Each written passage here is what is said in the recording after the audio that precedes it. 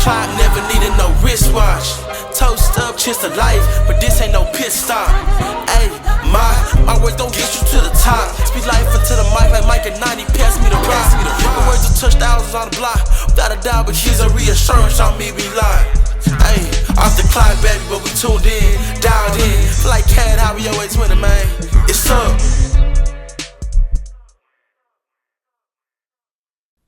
Welcome back to another episode of the Off the Clock Podcast. I'm your host, Mark Braz, and today we have yet another interview. But before we get into that, make sure to go follow me on X and Instagram at MarkBraz59. That's MarkPaz59. Go ahead and click the links in the bio so you go ahead and check out all the previous episodes like the last two that we have had. If you all have not been keeping up with me this semester, we've been strictly interviewing athletes. And as of the past few weeks, we've been going out to different universities and interviewing other athletes from those universities on via Zoom, of course. Not actually going out there. Maybe one day that might be in the works. That might be in the plans. One day we will maybe go out there and travel. But before we do that, we're going to be doing these Zoom calls. So y'all go ahead and check out the last two we've had. We had Angelo State's quarterback, Braden Fuller, and we had Lubbock Christian's baseball player, Brevin McCool. And today, we head back to Angelo State, but we're going to the court. We're going to women's basketball. We have Majik Esquivel on our show today. So y'all go ahead and y'all just sit back and relax and enjoy the show because it sure was a good one. And Majik is a player who will get her name in the spotlight for the rest of her collegiate career because she is only a freshman doing some great things in the conference so far. So go ahead and keep an eye out for her name for the rest of her collegiate career. But with that being said, let's go ahead and get right into the show.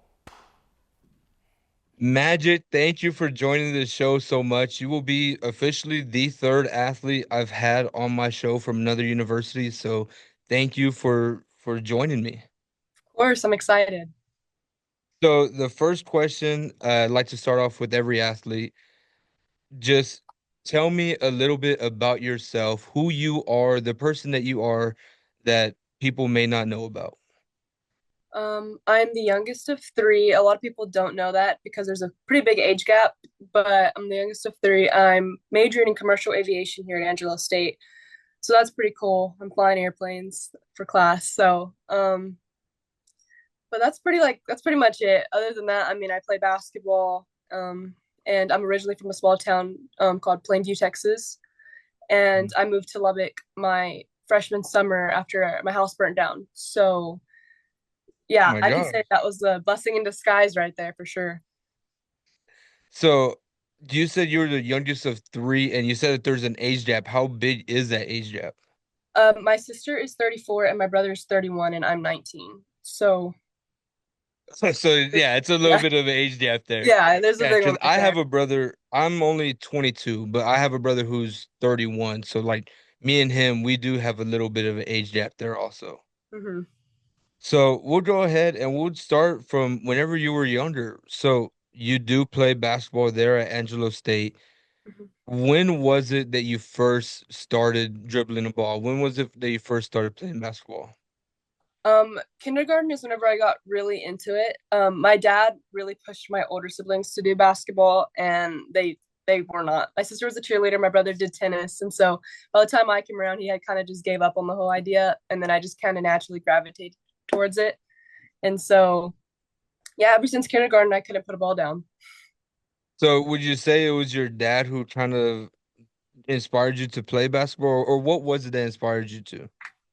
Yeah, my dad's always watched basketball games on the TV, and I mean, I'm named Majik after Magic Johnson, so I mean, I was kind of bound to be a basketball player. I'm glad it worked out for my dad, but yeah, and he's trained me my whole life. I mean, he still comes up here every week and trains me, comes and shoots with me to make sure I'm in the gym because no one knows my shot better than my dad. So yeah, I mean, he's that coach. He's been there, seen it all, seen you go through the progress. So if there's someone that you need to ask a question about your shot, it's him. It's dad. You got to go to.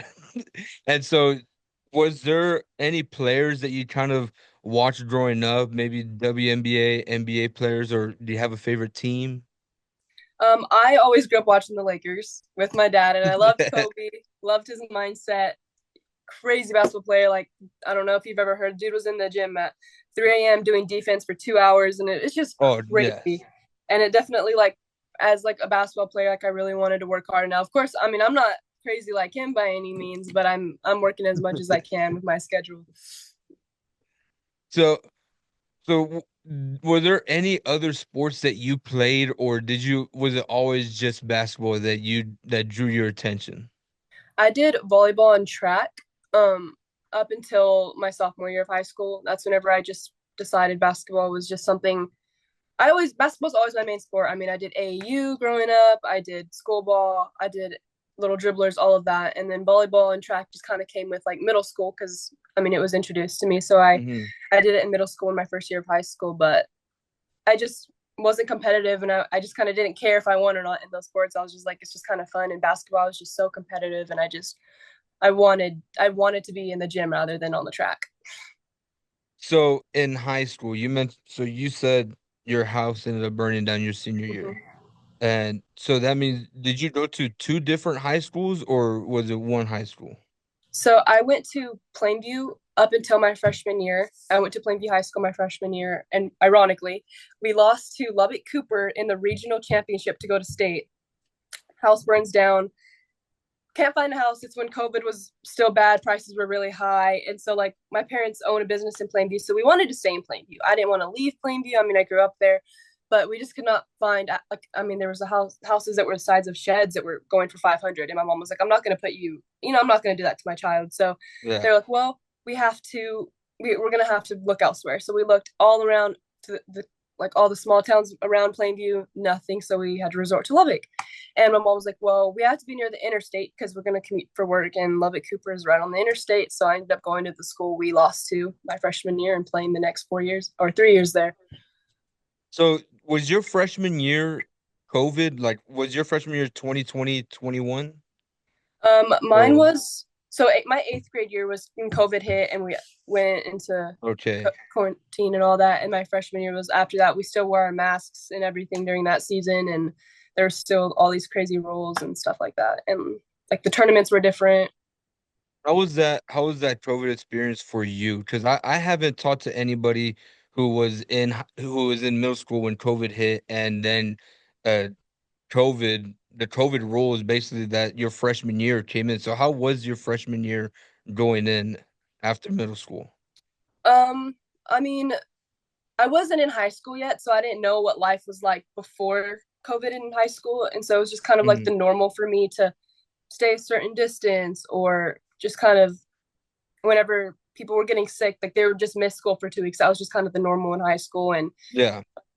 being separated and like teams didn't practice together, you practice with your team and like missing we missed like half my volleyball season my freshman year because people got COVID. I mean, I got COVID on my birthday my freshman year, which sucked, but it was just kind of normal. And then I don't know.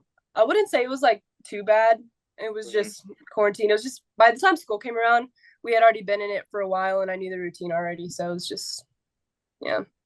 Yeah, getting COVID on your birthday must have sucked. I had COVID during Christmas that year, Oh. and that did suck. I had just quarantine there in the room all alone. Hmm. But so you end up going to Lubbock Cooper, and what was your experience there? What was the environment like? It was the best thing that ever happened to me. I met some of my friends that I'll have for a lifetime there.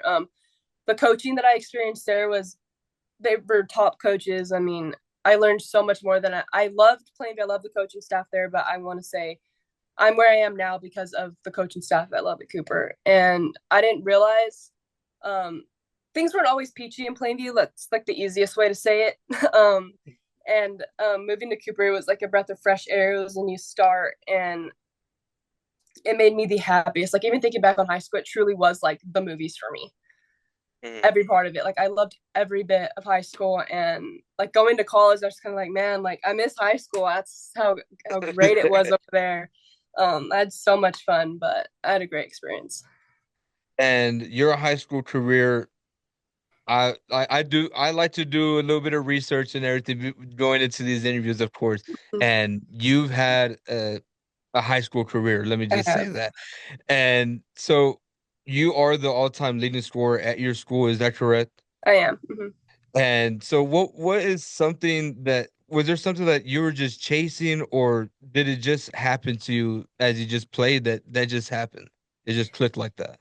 It just kind of clicked as, like I said, going into Lubbock-Cooper, I had amazing teammates that they knew my strengths and my point guards. They looked for me, and I have such a quick release working on that in the gym, and I did whatever I could to help my team win. And I think doing that over and over, I just slowly my averages started going up, and I hit that goal. And once I hit it, it was really great. I didn't even know I was actually going to do that until it got announced. So I was like, oh, that's so sick. Actually, I didn't know that. So you didn't even know that you were Mm-mm. approaching the record or anything. I didn't know. I was just my goal was my sophomore year. Obviously, I was coming in with to a new school. I was just trying to get adjusted. My junior year, we made it to the state finals. We lost the state finals. In my senior year, me and like a few other my teammates, we had gone already. We really were just trying to get back there. So I was just working really hard to score whenever I could, whenever I touched the ball, get my percentages up so that we could get there again. Made sure like I was consistent for my teammates. And before I knew it, I was just like, hey, like you're the all-time leading scorer here. And I was like, wow, that's so dope, actually. So whenever that moment happened, like what are your thoughts? What is it? um, well, I knew I was hitting my 2K mark around that Mhm. time. And so I knew I hit my 2K this game and I scored about 15 more points after that. And then the next day they were like, hey, like you're the all-time leading scorer here. We did the math. And I was just like, I was in shock. And I was like, well, that's two birds with one stone. I just got right there. And it was a good moment. My teammates supported me very well. My coaches, they always give us like these big cookie cakes that congratulate you for every milestone. So I got a 1K, a 2K, and a all-time leading score cookie cake. It was so cool. Oh, that's awesome. I would have been happy, especially just for the cakes. But so what during your time there at Lubbock Cooper, what would you say was probably one of your favorite memories? um, so people would think I would say basketball, but at Lubbock Cooper they have a unified track program, which is where kids with special needs do track, and you kind of help them with it. Or like say a relay is like me and one of my other friends with two people that have like special needs of some sort, and the Mm. relay consists of us two, and then we run. Or there's a shot put. Like it's not the full track, but it's like what they could do. And so my last 2 years at Lubbock Cooper, I did that, and we won state in that both years. And it was so much fun getting to travel with them and becoming friends with them and seeing like the way they hold conversations and joke with you. And it was just a light in my life that I didn't know I needed. And just knowing like the marks and like the parts that I have in them, like that I got to play in their life was really big on me. Like I even have these right here, and these are my state rings from Unified Track. But no, and even when I go back home, like I have their parents' numbers and I'll go and say hi to them, go out and eat and just catch up with them. But yeah, that was probably my favorite part over there. Oh, that's awesome. I didn't even know that they had stuff like that. That's awesome that they do that there. And they do that as a high school event, and y'all go compete against other high schools out there? And so like the state meet was in Abilene one year. I forgot where it was the other year, but then like we even stay in a hotel. You get partnered up with like someone with special needs, and you're in a hotel room with them, and you just kind of watch them and make sure. And are they from the same school, or where are they from hmm also? So Lubbock Cooper, like Everybody's from the same school. so everyone on our team is from Cooper, and all the other ones say from Friendship or from Friendship. The ones from Abilene are all from the Abilene high schools, and Oh, we all wow. just kind of meet up, and so it's really cool. Yeah, that's really awesome. That's awesome to hear. So now that I mean, you did what you did in high school, you had amazing records that you set. And so going out of high school, what was your recruitment process like? Take me through that time for you. What was your process? Um, I was pretty locked in on where I was going to go from my freshman year. So I wasn't really emailing out. I wasn't, I mean, I did three double SB, AAU travel ball, which is just the Adidas circuit basketball, just to get out there. I mean, I got a few offers from that, but I mean, I didn't pursue anything because I knew I wanted to come to Angelo State. I committed here the end of my sophomore year of high school, and I was committed since. So the recruitment process was just kind of just like it was cool to see that. I mean, I'm capable of going D1, but I knew I wanted to be here. This felt like home, and I had the career I wanted to pursue, and yeah. Oh, so there was no even guessing, no real. You just knew that Angelo Mm-hmm. was the place you wanted to go. Mm-hmm. And like even my high school coach was like, "Hey, look, are you sure? Like, if like this college is contacting me, like no one will persuade you." And I was like, "Coach, like, don't respond. Like, I don't know. I'm pretty locked in. There's no college in the world that I would rather go to than Angelo State. I'm pretty locked." And he was like, "Okay." What were some maybe other potential schools that were out there? Um, um,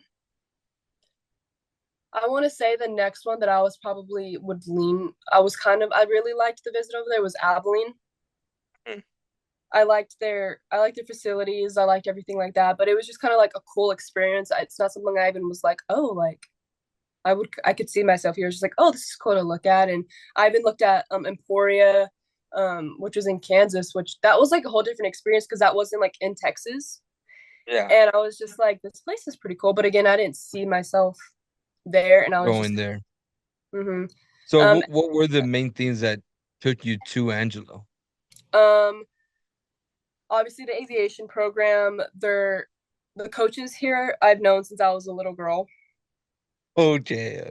And so I was just like, I knew that they would push me to my max and they could say whatever the heck they wanted to me and I could get as mad as I want to them but I've known you, I love you, you love me and push me because I know they'll push me more than anybody else would, and that was something comforting and I knew they would get the best out of me, even my freshman year. I mean, the amount of times I got yelled at, but I appreciate it so much because the amount I've grown this year from just those talking to is really was great.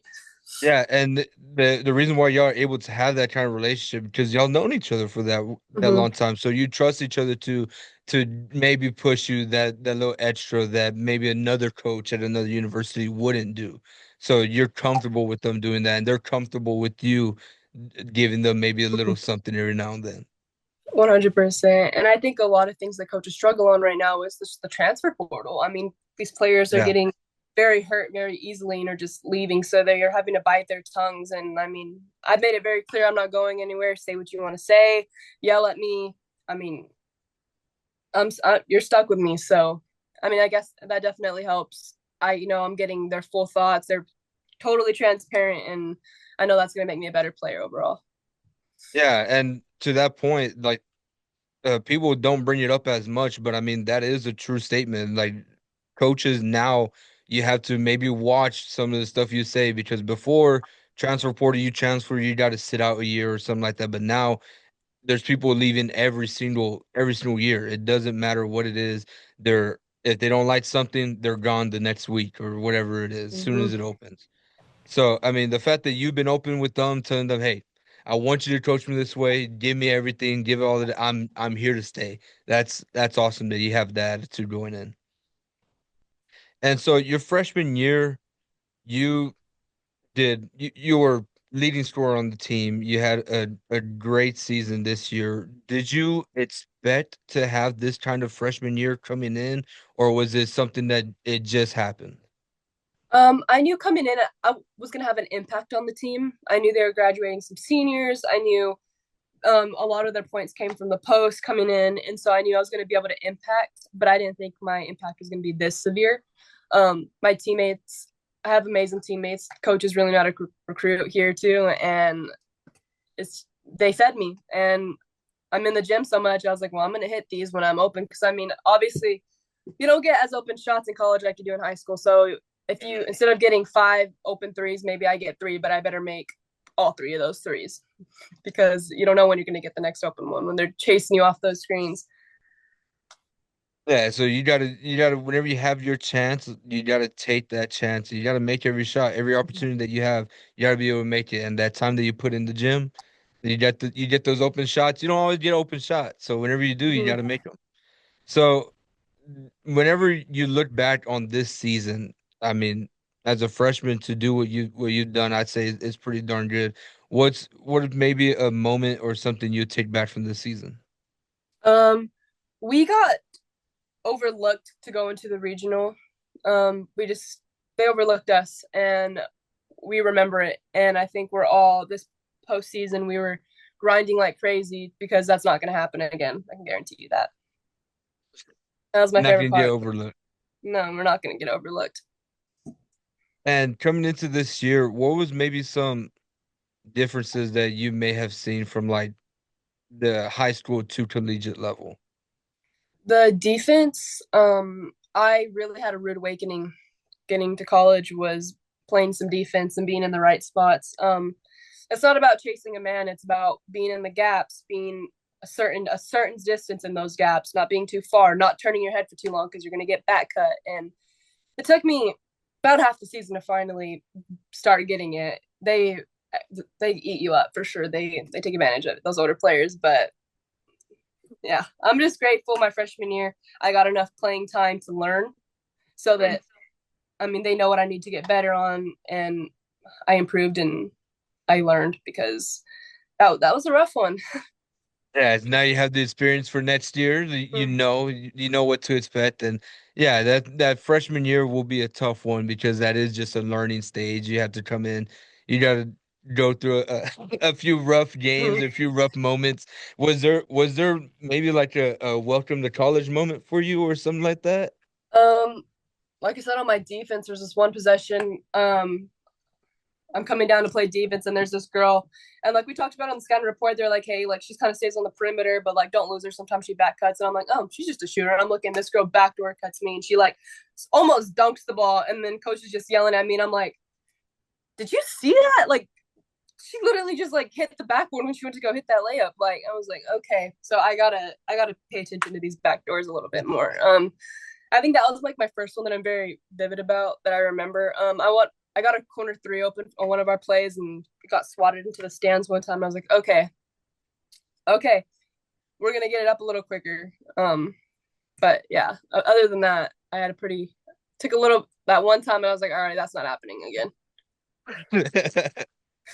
Yeah, that I mean that layup, that backdoor layup, she goes up there. Even like coach, even if I'm there, what do you want me to do? Dude, that girl would have jumped over me, and I was like, and coach was like, what did I tell you? And I'm like, yeah, sorry, that's on me. Sorry about that, coach. I'm sorry. That's all I gotta say. Yeah. And for people who do not or who have not watched you, I mean, pretty sure by now they may know from what we've talked about your scoring and everything, but what for people who haven't watched you, what is your playing style or how would you describe your game to people? I like to say I'm a three level player. So I like to penetrate and drive, but I want to say that's my third option because I'm on the shorter side. I'm on the skinnier side, and I just can't compete with those posts down there when I go and get layups. But I will drive. So no, I mean, don't give it to me. I mean, I will go. But and then my second option is the three. Give me an open Mhm. three. I'm gonna pop it, and I'm about 75 to 85% from mid range. So I really love the mid range. Anytime I can get a mid range shot, it's going in. So And what's going through your mind whenever you're on the court, whenever you're playing? Is there a certain mentality that you have or what is it? that girl cannot guard me. You're And the best, sometimes like simple. it's simple, yeah. And it's just like I catch the ball and I'm like, say I pass it and I'm coming down, I'm like, she cannot guard me. Like, why did I pass that up? And like the next time I'm like, no, she's not gonna stop me. And so having that mindset, I think helped me a lot this freshman year was like, no one can guard me. If Mhm. I play like I can play, I play smart, um, I read the defense like I know I can. No one can guard me. And so I think throughout my year, I understood that more. Of course, at first I was like, I'm a freshman, like these are seniors, like they're better. Like, no, it's not about age, it's all about skill. And once I got that and had that mindset, everything started flowing a lot more. And there, right there, that's when you know that you are a Lakers fan. You are a Kobe fan because that's that Kobe mentality right there. Like I'm the best. I'm out there. I'm the one. That's that's the mentality you have to have whenever you're playing, especially like you said, as a freshman. I mean, you can't go in there and be timid and be like, I'm not sure, but you got to assert what you your dominance, and I mean you have. And so have you sensed like kind of a pressure during the season because you were a freshman, or did you feel anything like that? No, my teammates were always very good about, hey, just keep doing what you're doing. We're gonna feed you the ball. I had some games where I wasn't hitting, and my teammates were good about, hey, keep shooting the rock. Like you're the best shooter on the team, keep shooting it. And my coaches were also very encouraging. They never told me to stop shooting. They said shoot it again. And so um, I think at times I felt like I need I need to hit because I mean I was trying my best to be the most consistent as I could be, and I would put that pressure on myself, and my teammates and coaches are what calm me down. And we're like, just keep shooting the ball, like you're fine. And but like other than that, I feel like I put the pressure on myself. There's nothing, no one else. And do you have like any rituals or pregame rituals or anything like that, getting ready for game day?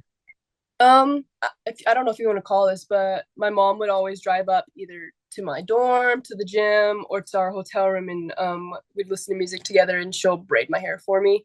I can't go a game without either my mom's helping me slick my hair back, or my mom's braiding my hair, or something, and we're either snapping at each other because she's like, "You need to remember this," or it's like um, singing music. I don't know, but I can't ever go a game without my mom touching my hair. So I guess you could say What that's one. what's the music that you guys listen to? What's the Um, music? Either country or Justin Bieber. It's one of those two. What's your go-to country? What country I've song, been really artist? into Ty Myers' Firefly right now. Hmm. That's one of my favorite songs I have on repeat. Morgan Wallen, I know they say he's fake country, but I love Morgan. I went to see him last summer. That was my graduation gift. But yeah, me and my mom really bond over that. George Strait, she likes some George Strait, and so I listen to it when she wants to put it on. So you got good country music and some good Justin Bieber, right? Mhm. I can't blame you. That's some good selections, all right? Good selections right there. And so where are we talking about the team culture from what you've said, I mean, you've had some great teammates there who are able to surround you. What is the chemistry like between all you guys between in that locker room? So this year we had a lot of freshmen. We had five freshmen. We had two sophomores, three juniors, and two seniors. So we were a very young team. We had Okay. most of our players were freshman, sophomore, and so we were still learning the game this year. Mm. But there was never a fight in practice. There was never arguments. There was never drama. It was clean the whole year. We were a very supportive team. We got along very well. It was just learning each other. That we got the hang of towards the end of the year, and we started rolling really good. But this off season, man, these my other teammates, these other freshmen with me, they're going to be sophomores. I can tell you right now, the conference is not ready for them. They're freaking me out in practice. I'm like, bro, no, we're going to be flying at everybody from every direction. Like, they're not going to be able to stop one of us and be done. It's going to be a whole five player and maybe two down in the bench that are going to be all equally could start. I'm excited. I love that attitude. I love that. Hey, I may be a Tamil Cavallino over here, but I love that attitude that you have. All right. I love that attitude for that team, especially like you said, you guys are young, and it's always those young teams that I personally like because y'all get to build together as y'all go. And even if like this year, y'all are coming up, but there's another year, like your junior year, y'all could even be more dominant. So y'all growing together, as long as y'all stick together, the team will be pretty damn good. Oh, we're gonna be really good. I say next year we're gonna be top of the conference. No doubt about that in my mind. My teammates, I mean, we're always in the gym together. We're in our group chat. Hey, like, let's go get some shots up. Let's go shoot together. My class is a very strong class, and I'm so glad I get to spend the next 3 years with them because by our senior year, it's gonna be scary. And now we're gonna go ahead and get off the court a little bit. You said that you are majoring in commercial aviation. What got you into that? Um, well, I lived out in the country growing up. While I lived in Plainview, and there's always crop planes. We lived kind of near an airport. I could see the planes, and me and my dad would always sit outside and just watch them. And he was like, "Hey, like you could do that." And I was like, "Yeah, I know." And I was like, "But it's really expensive." I knew that from the start. I'm like, "There's no way flying a plane is cheap." And my dad is paralyzed. He was in a bad motorcycle accident, so our only income is coming from my mom. And I was like, when I from just a young age, I was just like, I don't know, like how I'm gonna be able to afford that. And he was like, you'll afford it. Don't worry about the price. Like whatever you want to do, like you're gonna do that. And like, and so seeing this opportunity here at Angelo, getting a lot of it paid for with basketball, I was just like, that's just God telling me like go for it. And I did. And every time I have a bad day, my flights are usually around in the evenings, and I just get a high from it, and it's just so fun and it relaxes me. And after I land, I just talk to my instructor and I'm like, I needed that. And it's just like, that's just how I know I'm doing the right thing. Do you actually go out there and fly? Mm-hmm. Oh, like how long have you been doing that? How long have you been flying? This semester is when I started. Last semester, our practice times were in the way of like, so I have to take certain classes and they only provide them at certain times because there's not a lot of people in the aviation program, and there's not a lot of like, they call them instructors because I mean they don't call them professors, but they teach these classes, and they only have certain times that they do them. And so it was like right smack in the middle of practice time, and coaches like, we can't move practices. Like, don't worry about it. I'll start next semester. And so I started this semester, and yeah, it's been a lot of fun. I fly about 3 to 4 times a week, sometimes 5, about 2 hours. Yeah, it's been a lot of fun. I can tell it sounds fun. Like you say, you get a high from that. I bet you would. It sounds awesome, especially being up there in the sky, seeing, because I've only flown a few times. I've been on a few planes, but like looking out the window, just seeing up in the sky, like it's fun. I could just imagine flying the actual plane. Oh yeah, it's so fun. And like there's these cool things that we just do while we're up there. So we take off. They teach you to talk to like ATC, which is just like the people that talk to you, and they're like, hey, like go right, go left, you're clear to take off, and so they teach you to talk to them, and then you take off to like your practice areas and you learn different like maneuvers and stuff. And since I'm in the evenings, I always see the sunset, and my instructor's always like, because I'm a big sunset person, I love taking a picture of a sunset when I can. He's like, go ahead, take your picture in the plane, and you can see the sunset from inside the plane in my picture, and it's so pretty, and I love it. And so you are still very young in your collegiate career. You are a freshman going on to your sophomore career, or sophomore season. I mean, what are some personal goals that you have for yourself uh as your collegiate career continues on and off the court? um My personal goal on the court next year is to make second or first team all conference, because I made third team as a freshman. So I want to move up in that, and I don't want to lose my progress that I have and not make anything, of course. But I want to improve and not just make third. So hopefully to make second or third, first or second next season. And personal goals, I want to get my private pilot by the end of the summer. So Well, all I gotta say is good luck with that, because that sounds fun. I've interviewed the first athlete I had on my show last semester. He is also, whenever he graduates, he's going straight. He already has a job opportunity with, I think, Delta or Boeing to fly planes. So I think that's badass to go out there and fly some airplanes. definitely, no, it's a lot of fun. We're like here at Angelo, they have like a conjoint thing with Southwest. So after we become, it's something called a CFI, where you're an instructor to build your hours here at Angelo, and straight from there you're guaranteed to go to Southwest and work for Southwest. So you got a guaranteed job, but you don't have to go to Southwest. It's just kind of a for sure thing we have here. But Yeah, I mean, something that they have there. yeah. Well, that's awesome. That's awesome to hear. And like I said, that's all I got, Majik. Again, thank you for joining the show. This was a great conversation. I appreciate you for joining me. Of course, thank you for having me. All right. Jay, off the clock, never needed no wristwatch. Toast up, cheers to life, but this ain't no pit stop.